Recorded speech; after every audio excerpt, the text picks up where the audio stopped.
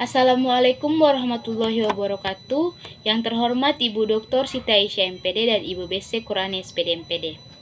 Video ini adalah video presentasi dari kelompok 5 dengan judul Relevasi Pendidikan Kejuruan dengan KKNI yang beranggotakan yang pertama Najira Syamsul, yang kedua ada Citra Nabila, yang ketiga ada Putri Maharani Nasrul, dan yang keempat ada Sri Nur Mawaddah.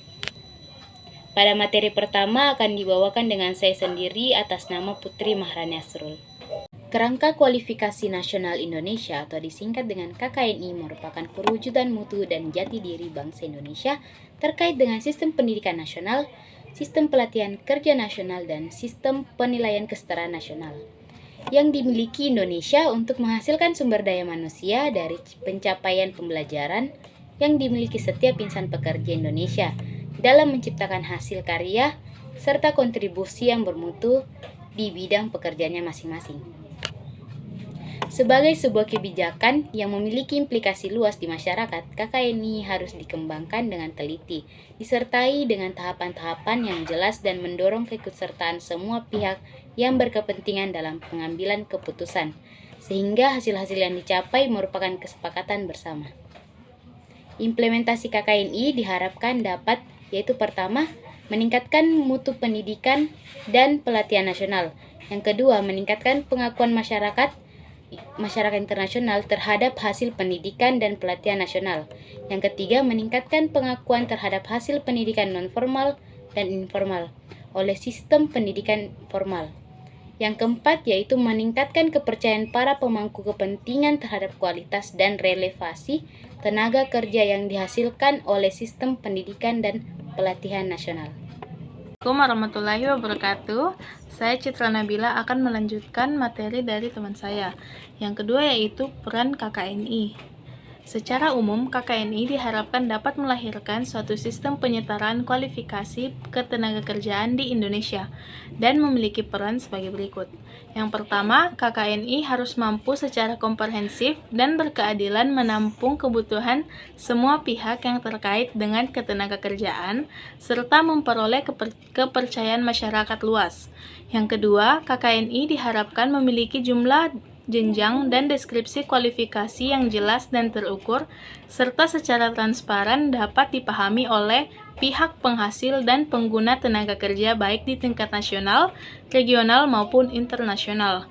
Yang ketiga, KKNI yang akan dikembangkan harus bersifat lentur atau fleksibel, sehingga dapat mengantisipasi perkembangan ilmu pengetahuan dan teknologi, kebutuhan keilmuan, keahlian, dan keterampilan di tempat kerja, serta selalu dapat diperbaharui secara berkelanjutan.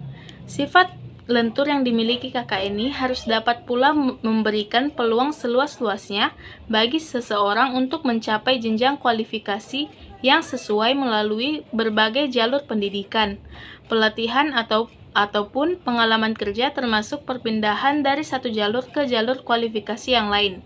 Yang keempat, KKNI hendaknya menjadi salah satu pendorong program-program peningkatan mutu baik dari pihak penghasil maupun pengguna tenaga kerja, sehingga kesadaran terhadap peningkatan mutu sumber daya manusia dapat diwujudkan secara nasional.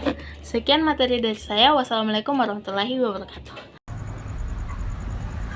Assalamualaikum warahmatullahi wabarakatuh. Saya atas nama Hijriah Syamsul akan melanjutkan materi yang dibawakan oleh Citra Nabila, yaitu peran KKNI. Setiap jenjang kualifikasi pada KKNI memiliki kesetaraan dengan capaian pembelajaran yang dihasilkan melalui pendidikan, pelatihan kerja, atau pengalaman kerja. Penyetaraan capaian pembelajaran yang dihasilkan melalui pendidikan dengan jenjang kualifikasi pada KKNI terdiri atas yang pertama, lulusan pendidikan dasar atau SMP setara dengan jenjang 1. Yang kedua yaitu lulusan pendidikan menengah atau SMA paling rendah setara dengan jenjang 2. Yang ketiga, lulusan diploma 1 paling rendah setara dengan jenjang 3. Yang keempat yaitu lulusan diploma 2 paling rendah setara dengan jenjang 4. Yang kelima yaitu lulusan diploma 3 paling rendah setara dengan jenjang 5. Yang keenam yaitu lulusan diploma 4 atau sarjana terapan dan sarjana paling rendah setara dengan jenjang 6. Yang ketujuh yaitu lulusan magister terapan dan magister paling rendah setara dengan jenjang 8. Yang kedelapan lulusan dokter terapan dan setara dengan jenjang 9. Lulusan pendidikan profesi setara dengan jenjang 7 atau 8. Yang terakhir yaitu lulusan pendidikan spesialis setara dengan jenjang 8 atau 9.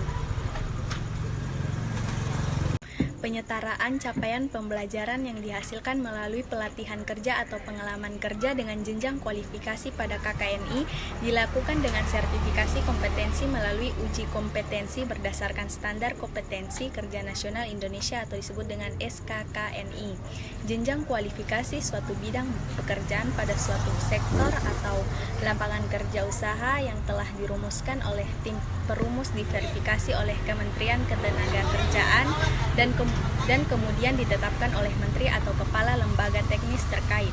Penerapan KKNI pada setiap sektor atau bidang profesi ditetapkan oleh kementerian atau lembaga yang membidangi sektor atau bidang profesi yang bersangkutan sesuai dengan kewenangannya.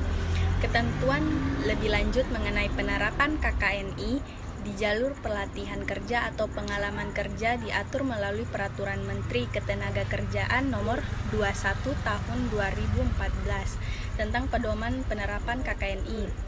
Untuk materi selanjutnya akan dibawakan oleh teman saya atas nama Sri Nurmawaddah. Kepadanya saya persilahkan. Assalamualaikum warahmatullahi wabarakatuh. Perkenalkan, nama saya Sri Nurmawaddah dari kelompok 5. Hari ini saya akan melanjutkan penjelasan materi dari teman saya. Bagian D, relevasi standar kompetensi pendidikan kejuruan dengan KKNI. Untuk penyetaraan capaian pembelajaran yang dihasilkan melalui pengalaman kerja dengan KKNI dilakukan dengan mempertimbangkan lama pengalaman kerja, tingkat pendidikan, dan pelatihan kerja yang diperoleh yang dibuktikan dengan sertifikat kompetensi. Berdasarkan konsep penyetaraan kompetensi menurut KKNI, maka kompetensi lulusan pendidikan menengah termasuk SMK harus setara dengan jenjang KKNI level 2. Artinya, lulusan SMK harus menguasai seluruh kompetensi yang dipersyaratkan dalam SKNI untuk mendapatkan dikatakan layak berada pada jenjang kualifikasi KKNI level 2. Kesetaraan jenjang KKNI, pendidikan dan pelatihan kerja jenjang KKNI. Ketercapaian kompetensi lulusan SMK mengacu pada kompetensi kejuruan yang diajarkan dalam proses belajar mengajar di SMK. Jika kompetensi kejuruan tersebut tidak diajarkan, maka dapat dipastikan bahwa lulusan SMK tersebut tidak menguasai kompetensi yang dipersyaratkan, sehingga lulusan SMK tersebut belum layak untuk ditempatkan dalam kualifikasi level 2. Baik, itulah tadi penjelasan saya, lebih dan kurangnya mohon dimaafkan. Terima kasih. Wassalamualaikum warahmatullahi wabarakatuh.